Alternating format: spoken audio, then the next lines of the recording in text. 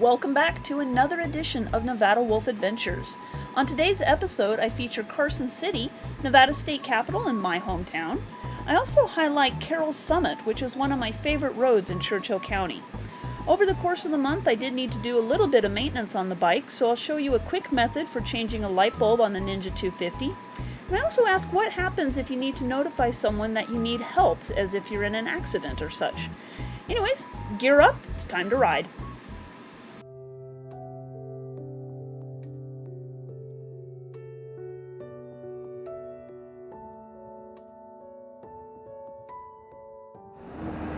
Alright, so this is coming into the Carroll Summit area, in the canyon at the bottom. This is one of the secret roads that I consider part of Nevada, because nobody knows about this. Upside, road's empty. Downside, road's dirty. Aside from bighorn sheep and cows that you have to watch out for, you also have to watch out for horses and deer, and occasional antelope. So there are a lot of animals that are crossing this road. In fact, I saw a stud pile earlier. So, welcome to Carroll Summit. I think I'm going to go down and then play around and go back up the other side. Okay. Alright, so when you get down to the bottom, there's this really neat little place. Yeah, so you have this little station down here with the insanely cool Red Bull.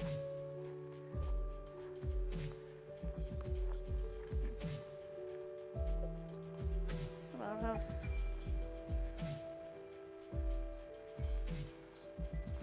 Right. Now let's go ahead and turn around, head back up. See if I can't crash. Yeah, this is me and my street bike experience freaking out over some gravel. I need dirt experience. Deanna! Save me! Save me from my pavement-dominated life. I need the dirt. See. Okay. Nope, still not right. Really big ass turd. I think I will wait to turn anything off until after a big ass turd. There's a branch in the middle of the road up here. Do not target fixate. I wonder if I can kick it. Can I kick it? A little bit. Okay. The other problem with Carroll Summit, or 722, is that there are sections that never see the light of day. Kind of like this section here. So, frost, freeze, all are possibilities. Please ride carefully. Because, not in that particular bunch, but in... Oh, I forgot to plug in! I'm good! This isn't good. In this particular bunch up here, actually it's snow. Look at the snow. There's snow. Hello, snow. Okay, I need to plug in. Oh, crap. Whoa! And potholes. Lots and lots of potholes. Yes, I'm taking it super careful this time around, because downhill, I never trust downhill as much as I trust uphill. Don't step out.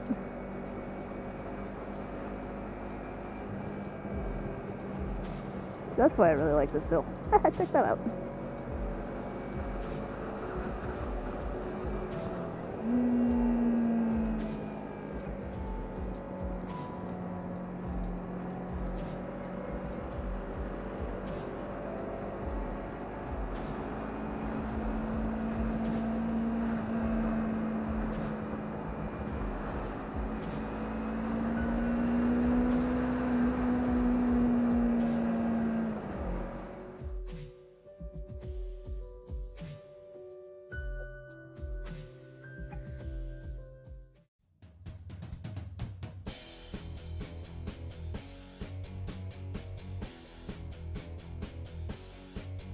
Welcome to Carson City, my hometown, and Nevada state capital.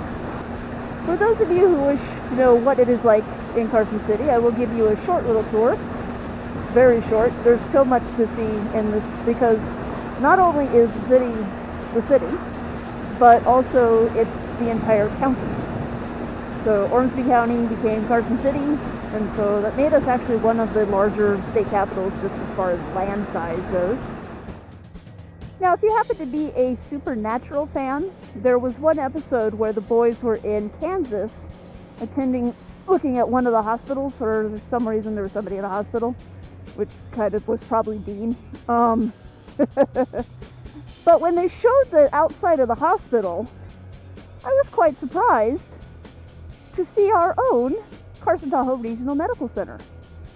And even the flag on the flagpole in the shot is Nevada's flag. So we are famous. We were in an episode of Supernatural. I thought that was pretty cool. We have a very distinctive hospital. And surprisingly, while I'm back here, I thought I'd also show, if you are interested in history, Carson has a lot of it, and a lot of it has left marks in the landscape. If you look up here, you'll see what looks like a road going along the edge of the mountain. That is actually the rail bed for the historic Virginia and Truckee Railroad, as it would head up north to go to Reno. And we've left it there. And the cool thing is I was talking to the gal at the visitor center, and she informed me that one of the areas that's a cut through, that I thought was just, a cut through, she says it's actually a daylighted tunnel where they've collapsed the roof. And I was like, well, that explains all the rubble on the ground. So there's also some hidden history around that you really kind of need to know what you're looking at. There's this big roundabout here, or just off of College Parkway, and at first it looks like just a roundabout. But when I went by it the first time, I noticed there's two historical markers there in the middle. I'll just kind of keep circling around. And they both highlight completely different eras of Carson City history, or actually Eagle Valley history. One of them is more recent. It actually commemorates the first Trans-Sierran flight that landed nearby here. And the second marker highlights a Native American village that was in this area for the Washoe people. So you get two different types of history, somewhere where you wouldn't really expect to look unless you looked into all the nooks and crannies. And just because I like these houses, I'm going to turn here and show off these houses. Because, wow! Oh, the sun's behind them. Some really good neighborhoods in this town. You'll notice that the hills are bare. There's not that many trees on them. We actually had a devastating fire several years ago that just took out the entire hillside. And still recovering. Trees will be recovering for a very long time. Now, King Street here is actually kind of an interesting street. Right now, it just comes up to the center of town and goes up into the hills behind it and turns into a dirt road eventually that just goes up the mountain. There's actually signs down just before it turns into dirt showing it was the Lincoln Highway. This was the main road. I think this view, I don't know if the fisheye effect of the lens is going to distort it, but as you're coming down the street, the Capitol is prominent right in front of you. And I find it to be a very beautiful view. I love coming down this road. Oh, they still got their Halloween decorations up. That's pretty cool. This is Mountain Street. It runs not quite as far west as some of the big places out there, but it is on the edge of town. And a lot of the old Comstock homes are still here. In fact, this particular one did feature in the movie The Shootist when they filmed here. They actually filled up the road with dirt to make it look like the 1800s. I thought I'd give you a pass-by of the governor's mansion. Mr. Brian Sandoval is living there. They're all decorated up for Christmas, too. And the reason why I laughed about the Halloween costumes, or the Halloween decorations, is this is the area to go to during Halloween. They close down the street, and there's just hundreds, if not thousands of kids running around all over the place in this whole neighborhood, simply because of the level of decorations that they provide to just, I just find it cool just to walk through there on Halloween Eve, or Halloween night.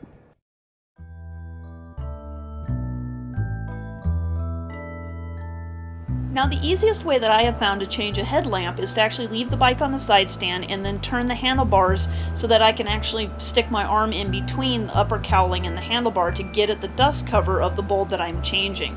You'll feel the little ridge, and in the middle of it is the plug All you need to do is just grip a hold of it and pull it straight back. There are only 2 prongs, it comes off really easily. Then what you do is feel for this ridge. It provides a really good place that you can grip a hold of to pull the dust cover off and get that out of the way. We won't need that till the end, so just set it aside. When you feel back in here, there's actually a little wire that goes over the bulb itself to hold it in place. It's got a small U-shaped clip on the end, and what you're going to need to do is push on that and kind of push it towards the front of the bike, lift it upward just a little bit, and then pull it back toward you to get it to snap free. It does take a little bit of maneuvering, but eventually you'll be loose so that you can swing it out of the way. After it's out of the way, just reach in and grab the little adapter that's got the 2 prongs sticking out of it. You're not grabbing the bulb, so don't worry about that. Hold on to just the adapter as you pull it out. When this black adapter is the most important thing, so it is a little tight to pull the bulb out of it, and then I always check to make sure the bulb is good or bad. This one's bad, I'm going to throw it away. But the adapter is the most important piece because that's what you're going to be putting the new bulb into. Now it is a halogen bulb, so be careful not to touch the glass itself. Just hold on to the base as you're putting it back into the adapter. And I always find it easier that it slides in, so there we go. And then all you do is just slide it back into the gap between the handlebar and the cowling, back to the hole that it just came out of. I have to wrap myself around the front of the bike so I can actually see in through the reflector, mostly to see if this little clip is in the way, which it is, get that move, but also to align the bulb. There is a notch on the housing that will make it go in correctly, so it will be oriented top to bottom versus diagonal or side to side. And then once you get it back in place and solid, you just swing the wire back and over it.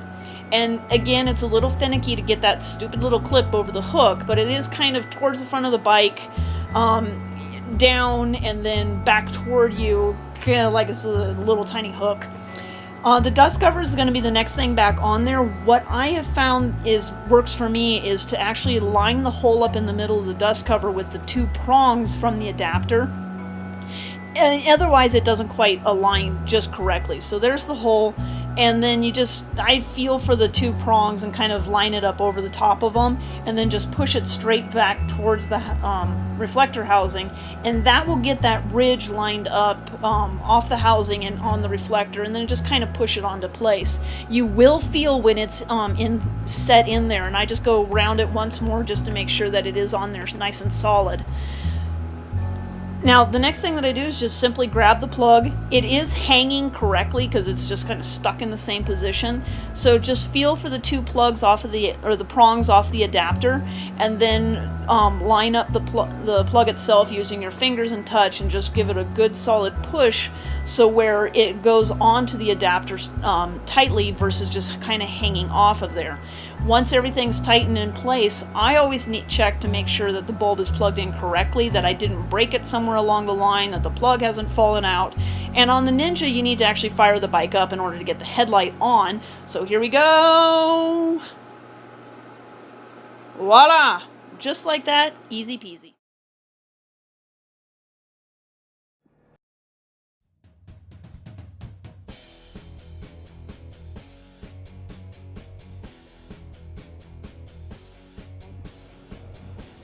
So Carson Street, going through downtown Carson City, passes right by the Capitol Complex, along with a lot of really neat places. I love the St. Charles Hotel, which has got the Firkin Fox restaurant underneath it. Mom and Pop's Diner, or Pop's Diner rather. Great place to have breakfast. Fantastic place to have breakfast. But you also pass by the Supreme Court and the Capitol building. There's the zombie response team. And all the government buildings for the state. I'm not the only idiot out here. Fantastic. But if you just cruise up Carson Street, you'll see all the different things that you can do. There's a lot of places to eat, a lot of places to shop, a lot of galleries. They're working on bringing some more galleries in. Sushi place, very yummy. And then, of course, the state pastime of gambling. We've got Cactus Jack's and the Nugget. But my personal favorite of this entire street is coming down here to the old Mint, which is actually now the State Museum. Yes, if you didn't know, Carson City at one point did have a Mint. Oh, and by the way, if you want to know anything about Carson City, this is the place to go. This is the visitor center. Traffic. But if you come one street off, just over here to Curry Street, This I actually kind of think is one of the better streets because it's quieter, there's less people, and you still have access to all the shops along Carson Street, but also all of the cool local shops that are actually here. You've got everything from bookstores to more galleries, you've got wine tasting, you got a few museums floating around, mostly books. But you also have an edge of the Blue Line Trail, which you can actually see there on the sidewalk. And that's a really neat walking trail that takes you through this entire area. And it's a good way to kind of get a guided tour as you're going through this area. You should always come in, because I love these little shops. There's one down here called the Purple Avocado. It's got the neatest little crafts and knickknacks and fun things to buy. But it gives you backdoor access to all the different restaurants, and even some that aren't on the front page or front street, like Mo and Sluggo's, which has actually got some really good hamburgers. House. And did I go in the, or was it the old Globe? Well, anyways. But see, this I actually kind of feel more of, this is Carson. Of course, if you want my personal opinion, the best breakfast in town is right here at the Cracker Box. Fantastic place.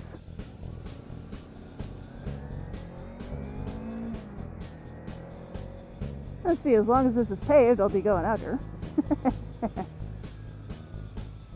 Kind of was paved. Now, if you fancy something a little bit different, when it's running, which is not now, we actually do have a train that connects Carson City to Virginia City. It is the rebuilt Virginia and Truckee Railroad. A couple of the areas don't go on the old rail bed, but most of the track actually is on the original rail bed. And so this is actually one part that's not. They actually had to come around this hill because on the other side of the hill where the rail bed was is now a housing development. So that doesn't quite work out. But there seems to be some people out here at the RC Park. I was hoping for a good view of Carson so I could give an overview, but oh well. It's just a passenger line, runs periodically. There's this one, which actually will continue and go down back into Carson River Canyon. But you could ride the train, and it actually is a really good ride. I did the steam train ride with my mom and grandma, but there's the railroad. That was really enjoyable. I liked riding it. It's cool because it's the original cars. So, definitely recommend this one. So Carson City lies in the center of Eagle Valley. And not only is there a ton of things to do in town, but there's also a lot of things to do in the general vicinity. Carson kind of is like the hub of everything. At least that's how it was described to me. I don't know, I tried to figure the magic number is 30. Everything's kind of 30 minutes away or 30 miles away, depending on how fast you drive. From Carson itself, if you've got a dirt-capable vehicle, you can actually go into all the hills and mountains surrounding and explore a lot of different places. If you've got just pavement capable, there are a lot of different options for really cool roads that you can go on, most of which I've been on and I've highlighted in my general videos. So there's a lot to do in the area, regardless of your mode of transportation. Hiking, I cannot even stress the amount of hiking on that mountain up there. Even just in town, there's tons of bike trails. And it's just, there's a lot of different things to do here. So I really like Carson City. I kind of figure it is my home, even though I live in Fallon now. So this is where my roots are. This is my home. And I love it. I cannot get over Carson. So I hope you enjoyed the short little tour.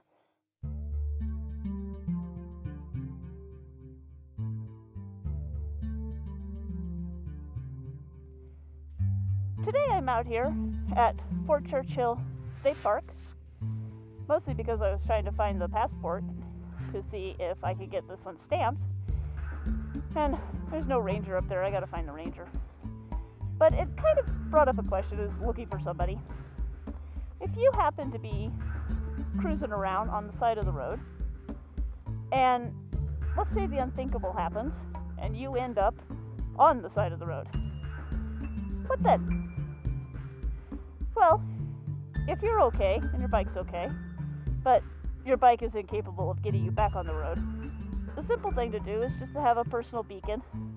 I happen to use this one, There's that one. There's a couple others out there. There's some cell phone apps, if you have data signal, that will broadcast your position, and you can just say, stand there and hit the help me button. There's other buttons. There's I'm okay and track me and give messages. What I do, though, is several people have brought up the scenario, well, what if you can't get back to your bike? What if your bike's down the side of a cliff, you're at the top of the cliff, or vice versa, or you're just incapable of crawling back to the bike? Well, what I've done is I actually had an old version of those, and so we got a really cheap plan, and I carry it here on me, so all I have to do is just dig it out. Am I lying? It's on this side. All I have to do is dig it out, turn it on, fire up the button, and go, help me! So, all's good. And, that's good. So, that's on the bike. That's if I am capable of waking up and calling for help. But I'm gonna go see these sports. That kind of brings up the question, what happens if you can't? Either you can't get back to the bike because you're too injured, you can't push the button because, my arm's dead, maybe it's dead. So what do you provide that could help anybody, good Samaritans that stop by, or happen to help the first responders? One of the things, I just kind of looked to the military and said, well, simple solution. They carry dog tags with all of their information on it. Brilliant! I'll just take the idea. And I found the cheapest solution to do that is just to go down to your favorite big box store, whatever you happen to do, or pet store, and there's usually a little kiosk that allows you to print dog tags. You can either do cute little purple hearts, blue bows, but somewhere in there usually is the actual dog tag.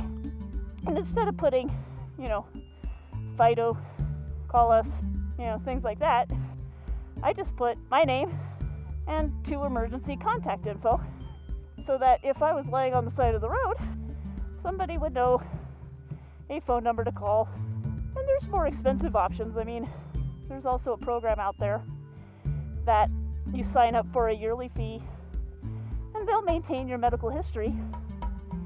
And if something happens that an EMT needs to call, there's a PIN and a serial number, and then their EMT would have access to my medical info.